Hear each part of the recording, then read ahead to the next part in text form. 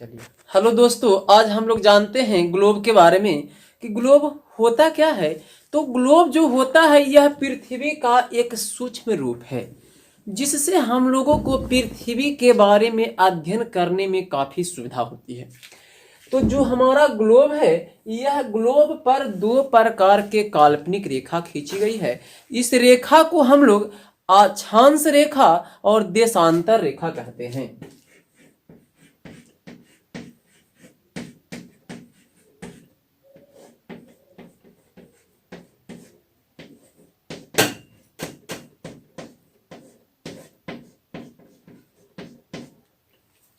तो पृथ्वी पर जो अक्षांश रेखा यानी ग्लोब पर जो अक्षांश रेखा खींची गई है, जिसमें 0 डिग्री अक्षांश रेखा जो है वह भूमध्य रेखा कहलाती है या विषुवत रेखा कहलाती है। सबसे पहले तो यह सवाल उठता है, इससे पहले यह सवाल उठता है कि अक्षांश रेखा कहते हैं किसे और देशांतर रेखा किसे कहते हैं। तो जो ग्लोब पर जो क्षैतिज खींची गई रेखा है, यह सब रेखाएं अक्षांश रेखा कहलाती है, और जो ऊर्ध्वाधर खींची गई रेखाएं हैं यह सब रेखाएं देशांतर रेखा कहलाती है। यानी जब क्षैतिज रहेगा तो अक्षांश रेखा और ऊर्ध्वाधर रहेगा तो देशांतर रेखा। तो सबसे बड़ा जो बड़ा अक्षांश रेखा होता है वह 0 डिग्री अक्षांश रेखा होता है, जिसे भूमध्य रेखा या विषुवत रेखा के नाम से जानते हैं।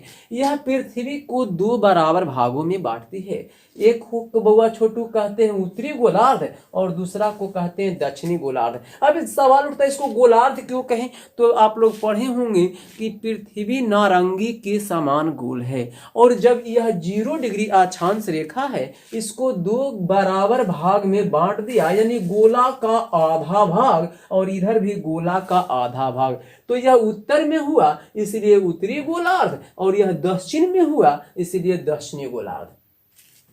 अब छोटू 0 डिग्री अक्षांश रेखा के बाद जो हम प्रमुख अक्षांश रेखा है उसी के बारे में अभी जानते हैं। तो 0 डिग्री के बाद जानते हैं 23.5 डिग्री दक्षिणी अक्षांश रेखा के बारे में, या इसे 23 डिग्री 30 मिनट भी कहा जाता है। तो 23.5 डिग्री दक्षिणी अक्षांश रेखा को मकर रेखा के नाम से जाना जाता है, और जो 66.5 डिग्री दक्षिणी अक्षांश रेखा होता है इसे आर्कटिक वृत्त के नाम से जाना जाता है। इसे 66 डिग्री 30 मिनट भी कहा जाता है।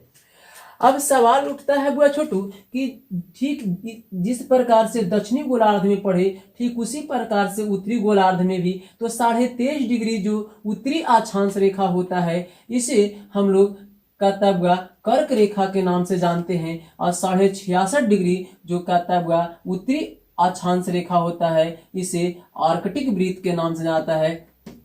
सब ये उत्तरी अक्षांश है और ये दक्षिणी अक्षांश है, ये सब दक्षिणी अक्षांश हैं। तो बउआ छोटू इस प्रकार से यानी ये तो हुए अक्षांश रेखा, और ग्लोब पर कुल अक्षांश रेखा की संख्या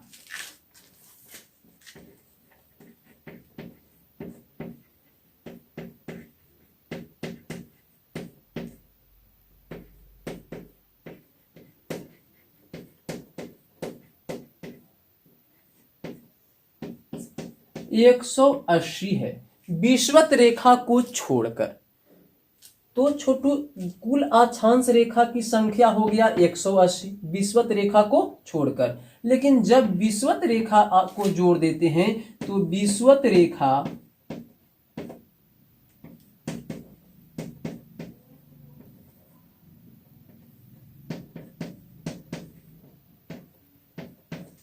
जोड़कर कुल अक्षांश 180 प्लस 1 181। लेकिन कभी कभी प्रश्न में आप यह ध्यान दीजिएगा कि जो 90 डिग्री अक्षांश रेखा होती है उसे अक्षांश के रूप में नहीं गिना जाता है क्योंकि वह ध्रुव पर होती है। तो छोटू दो अक्षांश रेखा इस प्रकार से घट जाते हैं, यानी एक तो दक्षिणी ध्रुव पर और एक उत्तरी ध्रुव पर। तो यानी छोटू जो कुल अक्षांश रेखा हो जाते हैं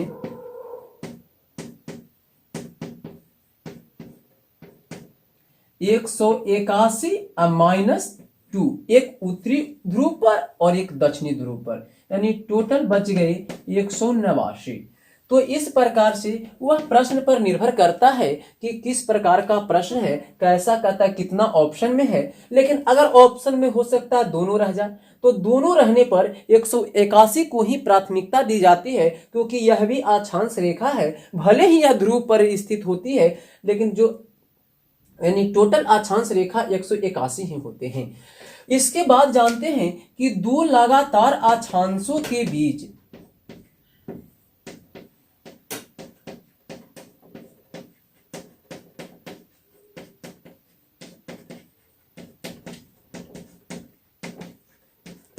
की दूरी हमेशा समान होती है, और यह दूरी 111 किलोमीटर होती है। इसी को गोरे के नाम से जाना जाता है। इसके बाद छोटू जानते हैं देशांतर रेखा के बारे में। तो देशांतर रेखा क्या होती है? तो ग्लोब पर जो खींची गई ऊर्ध्वाधर रेखा है उसे हम लोग देशांतर रेखा कहते हैं। यानी यह है ऊर्ध्वाधर और यह है क्षैतिज। यानी क्षैतिज है तो अक्षांश और ऊर्ध्वाधर है तो देशांतर। और देशांतर रेखा की कुल जो संख्या होती है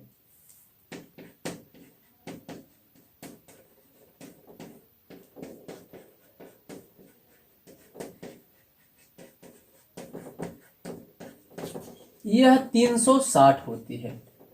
यानी अक्षांश का दुगना। यानी यहां से लिख सकते हैं बुआ छोटू, कुल देशांतर बराबर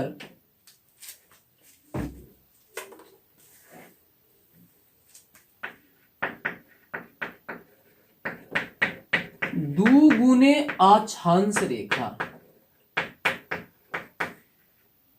अक्षांश की संख्या। यानी 2 गुने 180 बराबर 360। तो यह देशांतर रेखा हो गया।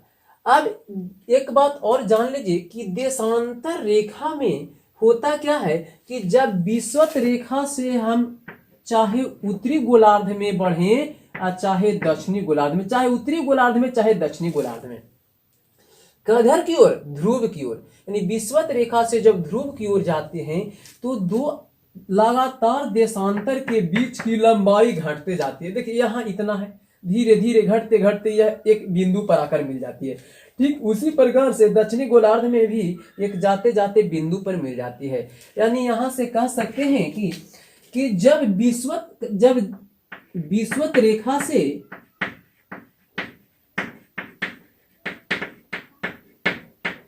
ध्रुव की ओर जाते हैं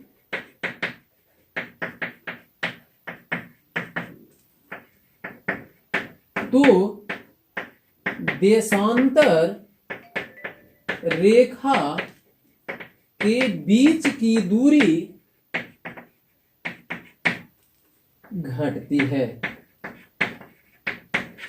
ठीक इसके विपरीत जब ध्रुव से जाएंगे किधर की ओर? विषुवत रेखा की ओर, तो क्या होगा? दूरी बढ़ेगा।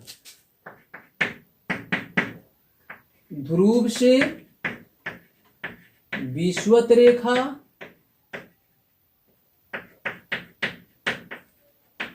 की ओर जाने पर दूरी बढ़ती है। तो यह था हमारा ग्लोब।